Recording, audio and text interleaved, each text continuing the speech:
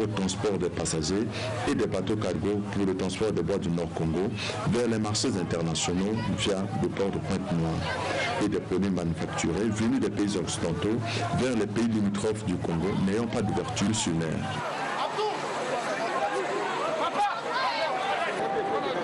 Ces bateaux courriers comme Vie de Brazzaville, Vie de Fondo et Fleuve Congo, aux allures des villages flottants, transportaient des passagers de Brazzaville à Bangui et vice-versa. Mais aujourd'hui, plus rien n'y reste encore.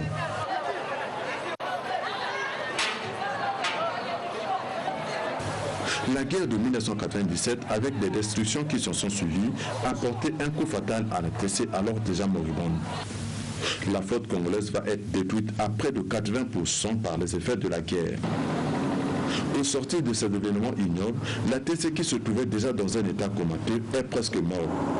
Elle ne peut plus faire face à la demande sans cesse croissante de besoins en transport sur le bassin Congo-Ubangi-Songa.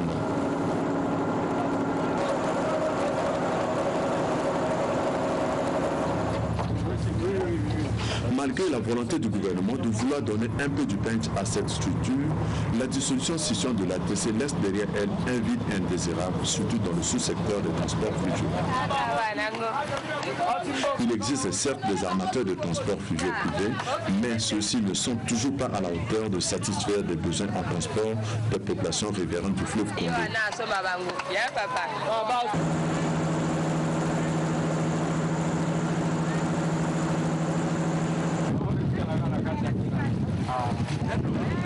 Aujourd'hui, avec l'intensification des marchés inter-États entre la République démocratique du Congo, la République du Congo et la République centrafricaine, appelée communément marché forain, on assiste à une nouvelle catégorie d'armateurs de transport sur le fleuve Congo. Ces armateurs, quand bien même informels, desservent tous les jours à l'aide des pirogues motorisées des localités enclavées situées le long du fleuve Congo.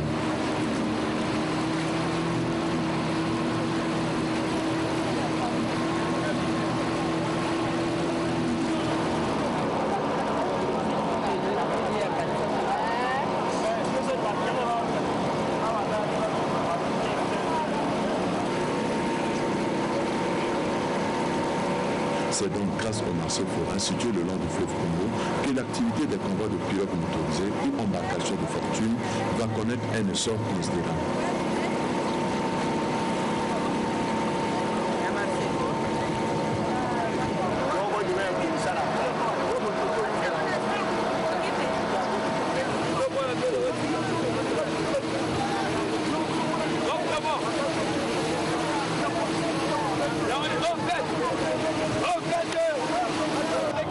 Devant le manque de transport adéquat sur cette partie du bassin fluvial, certains commerçants ont acquis des grosses pirogues et des moteurs hors bord pour transporter en plus de leurs marchandises des passagers qui se rendent dans les localités situées le long du fleuve Congo.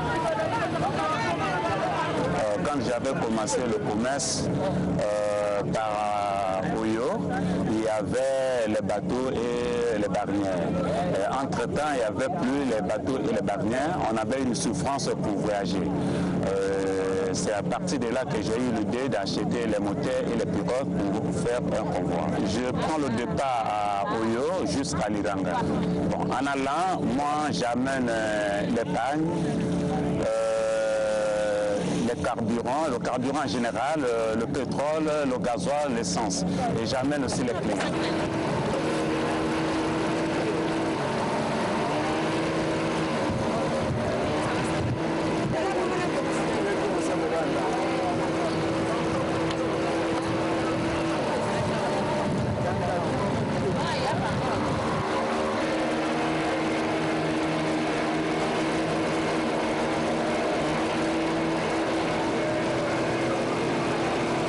Pour ce faire, ils organisent des convois motorisés à partir de 2 à 3 pilotes, voire même plus, les aménagent de telle sorte que les passagers voyagent peut-être pas dans les conditions de crise, mais qu'ils s'adaptent aux circonstances du présent. Ce sont des conditions vraiment difficiles, mais on est habitué. On est habitué. En cours de chemin, on fait face à des pluies, à des coups de vent, le soleil, on est exposé. Et moi, dans tout cela, on est déjà habitué. Quand il pleut, on a a l'habitude de se protéger à l'aide des bâches. Comme vous voyez la pirogue, il y a des planches de part et d'autre. On essaie un peu de couvrir à l'auteur des planches et on se cache là-dedans.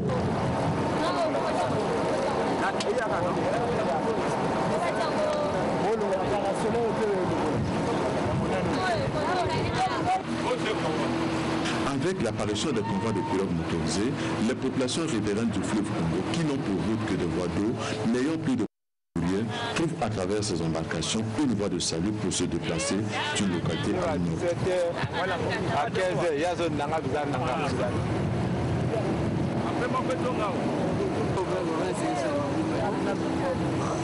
Plus rapide, plus sûr et moins cher, à bord de ces embarcations, les commerçants sont eux-mêmes maîtres de leur convoi. Bon, selon ceux qui ont fait la ligne depuis de longtemps, ils vont essayer un peu de faire le constat que les baleinières, ce sont des occasions qui sont plus risquantes que les pirogues. Quand on amarre les pirogues comme ça, c'est un peu sécurisant par rapport à la baleinière. Raison pour laquelle on utilise le plus les pirogues que la baleinière.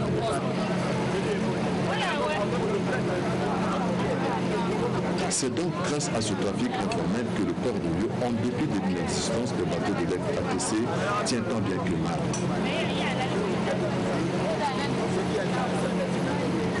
Le port de Rio constitue à cet effet le port d'attache des embarcations de fortune, car c'est à Rio que ces convois prennent le départ pour les localités situées le long du fleuve Congo.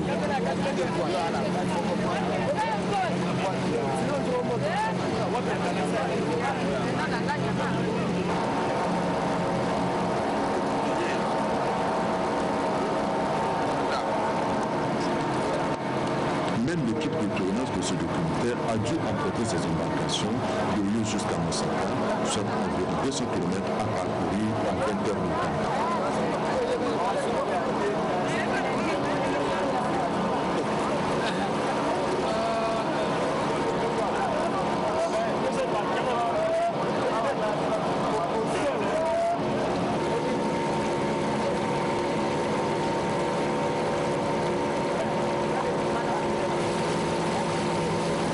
Généralement, ces convois quittent le port de Rio en fin de soirée et naviguent toute la nuit pour arriver à Osaka le lendemain en fin de matinée.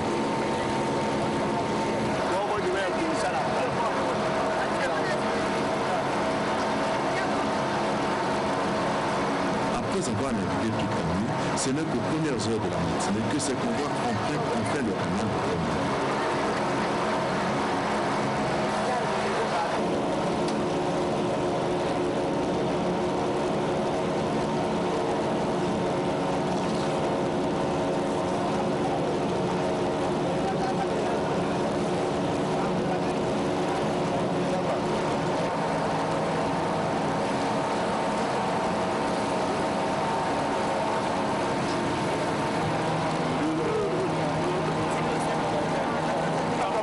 Le canal de Konda est un véritable raccourci qui relie la rivière Alima au fleuve Congo.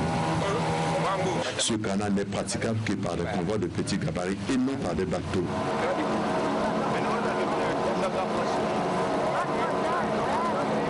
Ici, la vigilance des pilotes est de rigueur, car le canal étant étroit, les risques d'accident au moment de croisement sont permanents.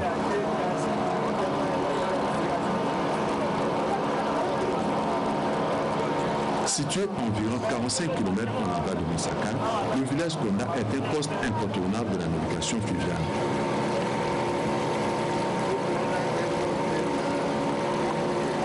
Ici, l'obligation est faite à tous les convois, qu'ils soient de type commercial ou privé, d'y accoster soit pour le contrôle de police, soit pour la conformité des documents de bord du convoi.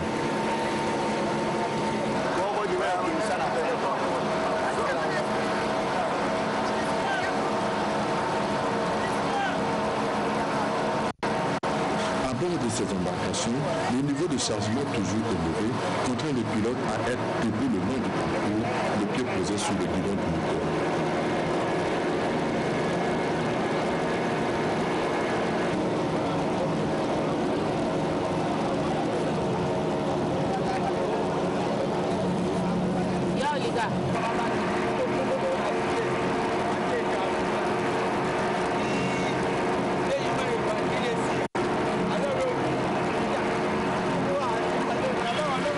L'Afrique est vraiment à mort sur le fleuve Congo. Toute la nuit, pendant que les passagers, malgré les risques de chavirement, parviennent à dormir à point fermé, le pilote, lui, n'a pas le droit de fermer l'œil. Il doit veiller 24 heures sur 24 pour que rien de grave ne puisse arriver au convoi.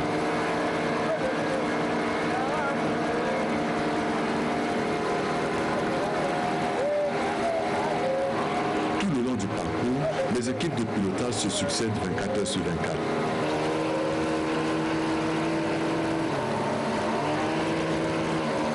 À bord de ces embarcations, on fait tout comme si l'on se trouvait dans un monde ordinaire.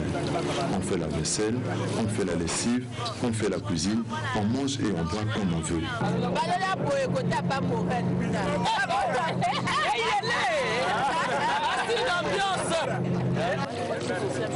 Manger dans ces conditions devient une sorte de distraction au même titre que jouer à la carte.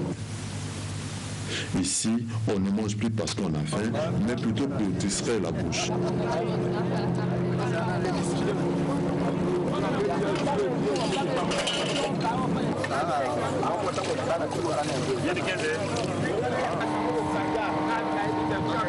Pour meubler les ennuis d'un long trajet, certains marchands doués de talents d'artistes sont en train d'animer le convoi en exhibant certains pas de danse et en fredonnant des chansons des taupes de l'eau.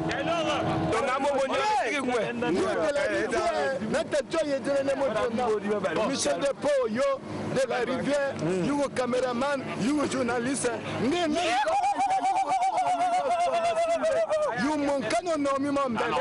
Cara, vraiment bien. Bien, nani on ira randuro lengame de la rivière. Moi na moi, atanga ato anyira kanen ko gengwa yema. Go. Anyira gen ko ngana, ana gen ko ngame, ana ko ngen kam. Ana gen ko ngame. Ana ko ngen kam. Ana ba se no go tinga se.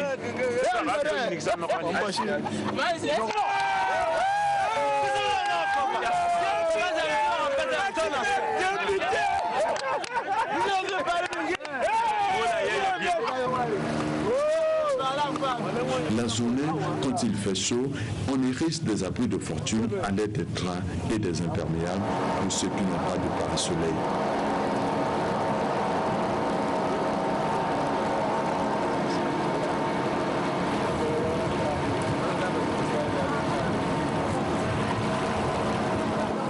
La pluie dans ces conditions demeure un mauvais compagnon qui contraint les passagers à se camoufler sous les imperméables. Souvent, on est un peu embêté par la pluie, par le vent, tout ça là. Si à la pluie, on débrouille par les bâches et on bâche la pirogue.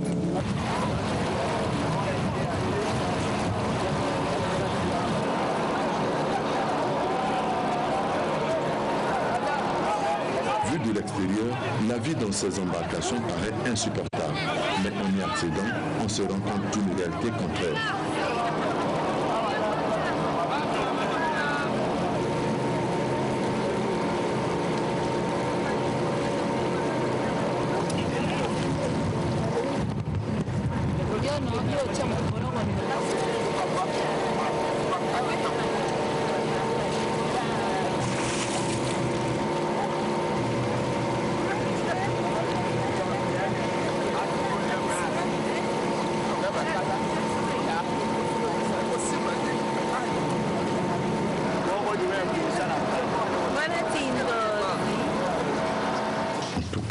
La vie a tout son sens à bord.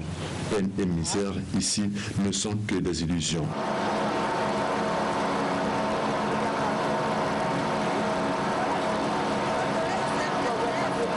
Ce qui peut paraître un peu difficile à bord de ces embarcations, c'est sans doute le manque de latrines. Pas de toilettes proprement dites à bord, sinon qu'un endroit aménagé à l'arrière du convoi où seuls les hommes prennent le risque de marcher sur les parois de la pirogue pour y atteindre. Les femmes, quant à elles, sont obligées de se couvrir dans les draps pour faire le petit besoin. Au cas contraire, elles sont obligées d'attendre que le convoi approche dans une petite localité pour se libérer.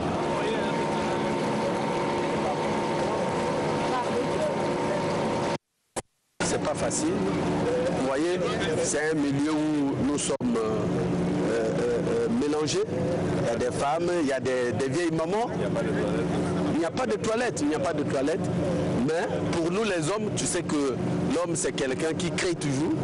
Nous nous efforçons à aller derrière et apparemment il y a un endroit derrière les pirogues où on a aménagé de telle manière que l'homme au moins puisse se débrouiller pour faire un peu, pour se libérer de tout ce qu'il a mangé.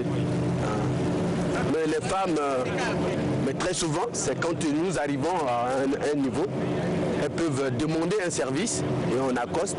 En ce moment-là, elles peuvent se libérer. Chacune d'elles peut prévoir un petit pot, c'est juste pour ses besoins. C'est un milieu où tout le monde est distrait. On n'est pas là fixé pour le regarder quand même. Hein? C'est un milieu où tout le monde est distrait. C'est dans cette distraction que les femmes profitent. Elles se couvrent de draps et font leurs petits besoins à l'intérieur. Vous voyez, c'est le fleuve. Elles seront obligées de vider ça dans l'eau, oui.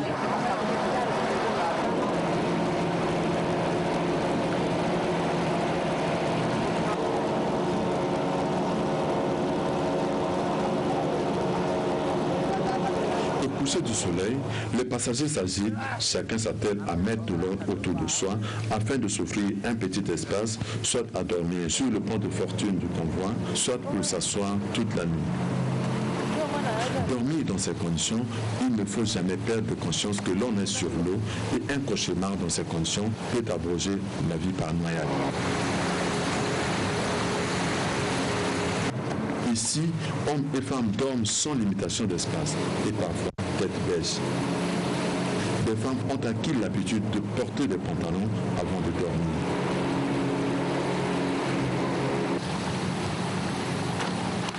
Dès 6 heures du matin, certains sont déjà debout.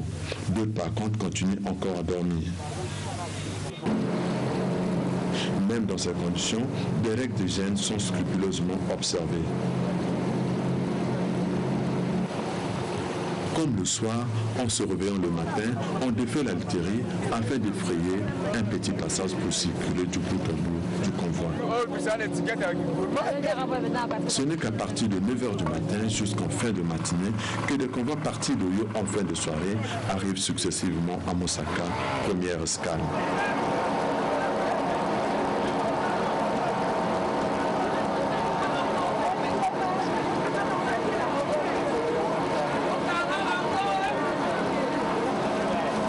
L'arrivée de ces convois donne au port de Mosaka une ambiance toute particulière.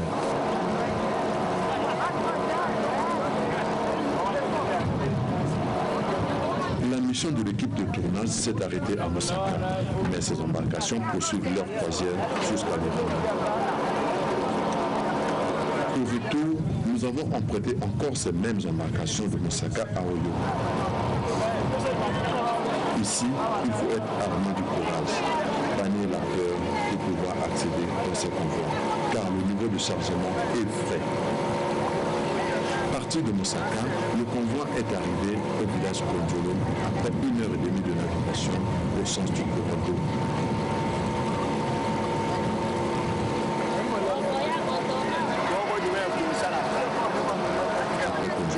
Le convoi arrive enfin au village Pona.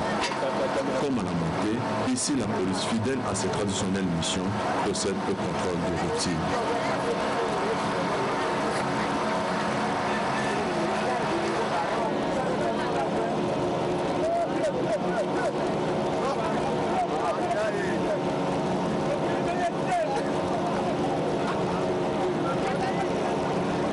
Ce n'est qu'après le contrôle que les convois sont autorisés à reprendre leur croisière.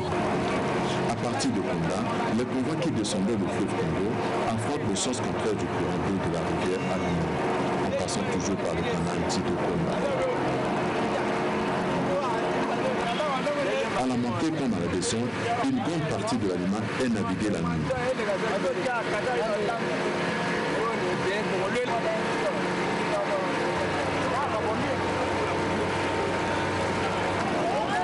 Mais la réglementation portuaire interdisant les accostages de nuit, les convois sont obligés de ralentir la vitesse afin d'arriver à Oyo aux premières heures de la matinée.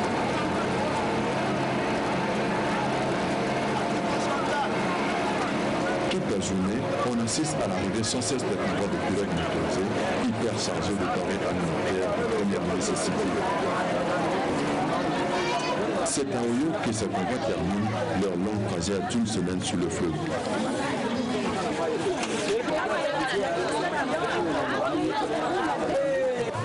À chaque arrivée de ces embarcations, le port d'Oyo se transforme lui-même en marché forain de la sous-région.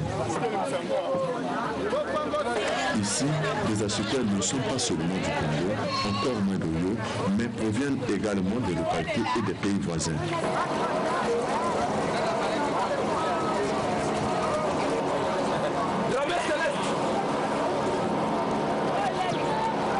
Toutes les denrées sont d'abord vendues à Oyo avant d'acheminer les invendus à Brazzaville, la capitale de la République du Congo.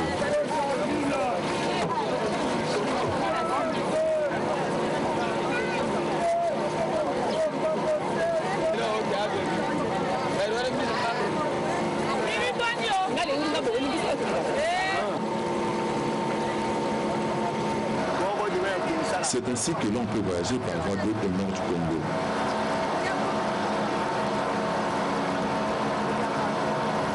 Deuxième fleuve en Afrique par sa longueur après le Nil, le fleuve Congo en plein continent est encore exploité de façon artisanale.